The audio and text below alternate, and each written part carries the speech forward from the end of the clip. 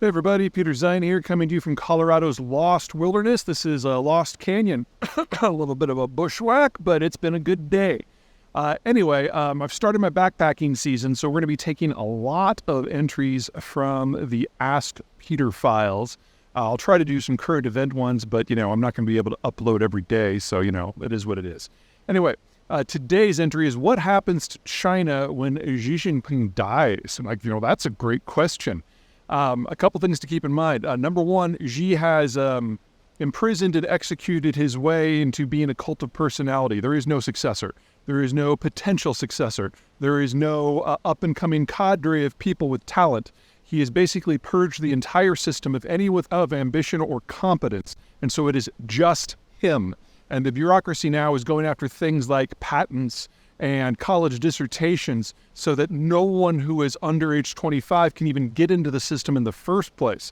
So it is just Xi, it is Xi alone, and he will ride this system into the ground.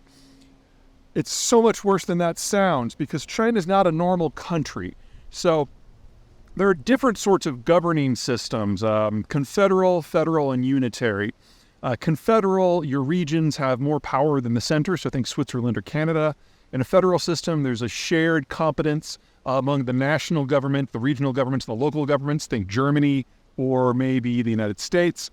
And then there are unitary systems where the national government basically sets all policy and everyone just has to go along with it. That's Russia, that is France, that is Argentina. Technically, China's federal, but because of the purges and because of the control of the Communist Party, it has basically become super unitary, where everything that happens in Beijing is the only thing that matters, because Xi has purged all of the regional and local governments of anyone who has any capacity. There's an additional problem here, and that's just the geography of China itself. It is not an easy place to rule. You have a lot of varied geographies that look to different parts of the world, much less different parts of the country, for leadership and economic growth.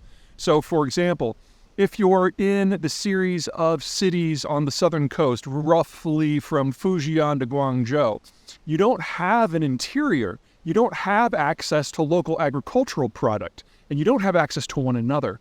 What infrastructure exists in this area has been built just in the last 30 years, and I don't mean to suggest it's not impressive by any standards, it is. But it's nothing like, say, being in the Midwest or in northern Germany, where the land is flat and infrastructure is easy. And so all these cities have their own individual identities, and historically speaking, all of them have gotten the majority of their calories going back 1,500 years from somewhere not on the Asian mainland. Then you got the center section, from Shanghai up to Chongqing. There we go. The Sichuan province. This is the area of the Yangtze River. This is kind of the Mississippi of China. Think of it as Detroit and Minneapolis and St. Louis and New Orleans and Houston all in one. Definitely a discrete economic unit with discrete political and cultural identity. And then you've got the North China Plain around the Yellow River. This is an area that is pretty flat. And the problem is it's been too big historically speaking to be all under one power until the industrial era. And so you would generally have warlords trying to take over individual chunks of the territory. And because this is also a flood and drought-prone area, the waterworks were necessary to maintain the population. So when a warlord thought he was going to lose or wanted to launch an attack on a neighbor, he'd go after the waterworks. Anyway, so you get this nationalistic, militaristic north. You get kind of a corporatist, industrialist, financial center, and then what has traditionally been a secessionist south. And keeping these all under the same rubric, under the same governing system is hard. And so you have to basically look at Chinese history from this point of view, that there's kind of two models. Model number one is each region has as much autonomy as it can stomach, and the whole thing spins apart. And the North in particular falls into civil war. There's a reason why all of China's dynasties never last very long. It's hard to hold this all together. Or you overcompensate the other direction and hyper-concentrate authority in Beijing under the emperor, or now under the Communist Party's general secretary, and hold everything as tight as possible.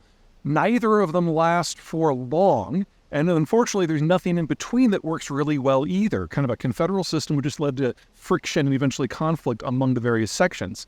Well, at the moment we are clearly having a hyper-centralized system. So we have a hyper-centralized system in a geography that is difficult to govern, but now all the decisions being made in Beijing, we have a unitary system because the party has eliminated everyone who isn't Xi. And Xi himself is not a spring chicken. I mean, he's not like Biden or Trump old, but the dude can't be around for much longer, and there's no one in the wings waiting to take over. So when this breaks, you take the most hyper-centralized iteration of China we have ever had, and you cut off the head at a time when the country is facing financial overextension and a demographic collapse. So when Xi dies, however that happens, there will not be another government of China. We will be facing state dissolution.